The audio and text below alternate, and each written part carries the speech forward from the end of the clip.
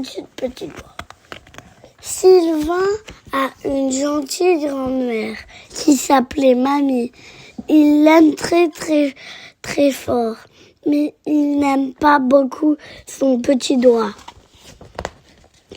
Quand il est en vacances chez sa grand-mère, elle vient l'embrasser dans son lit et lui confie mon petit doigt. Mais dis que tu ne t'es pas lavé les dents.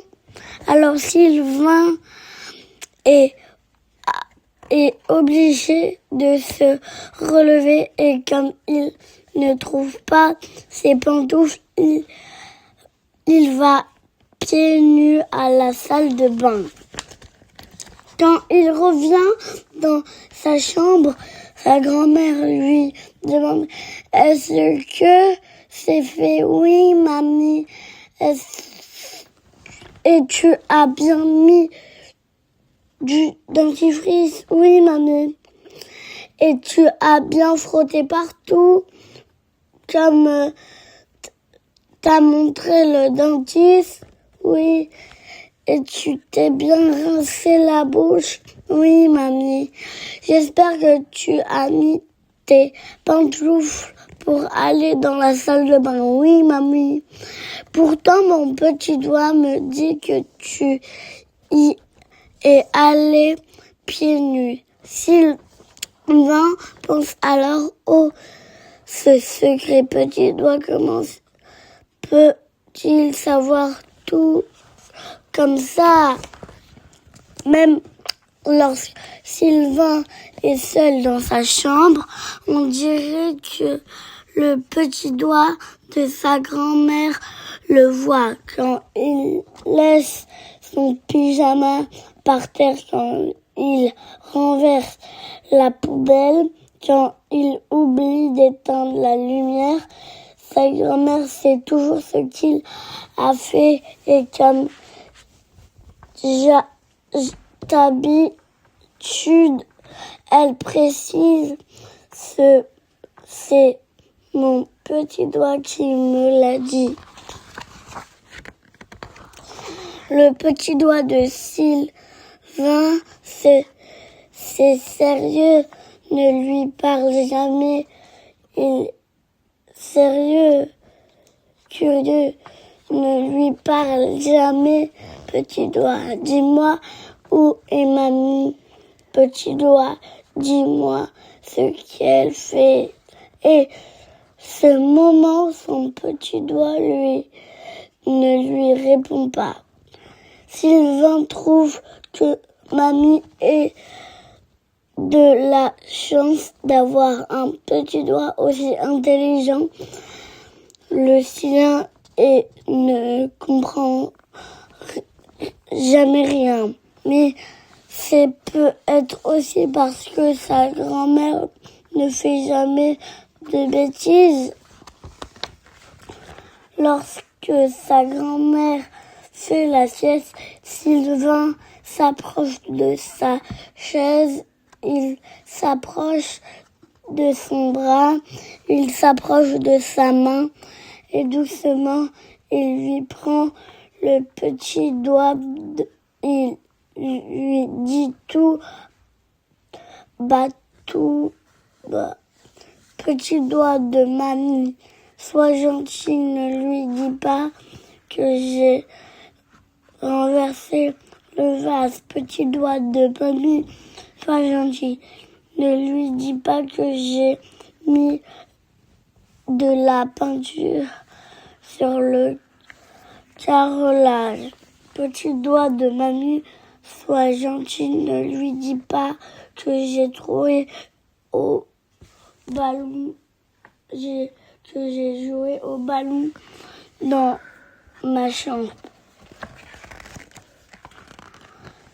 Soudain, sa grand-mère se réveille et demande ce qui se passe. Sylvain répond rien, mamie, rien, tout en mettant un doigt sur sa bouche pour demander au petit doigt de sa grand-mère de rien répéter. Mais Sa grand-mère déclare: ah non, mon petit doigt me dit que tu as fait des bêtises. Son petit doigt, toujours son petit doigt, Sylvain aurait bien envie de le mordre quand sa grand-mère est endormie, mais cela ne servirait qu'elle se réveille en sursaut et elle se mettrait en colère.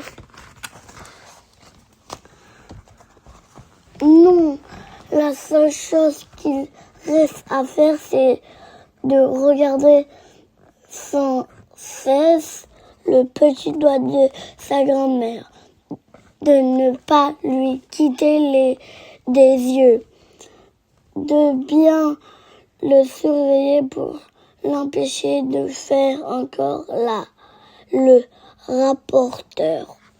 Mais aujourd'hui, Sylvain a l'impression que le petit doigt de mamie fait une drôle de tête. Le petit doigt tourne et remue comme s'il voulait lui faire comprendre quelque chose. Et tout à coup, Sylvain entend le petit doigt de sa grand-mère qui lui dit: vite, vite, cours à la cuisine. Le garçon ne croit pas ses oreilles.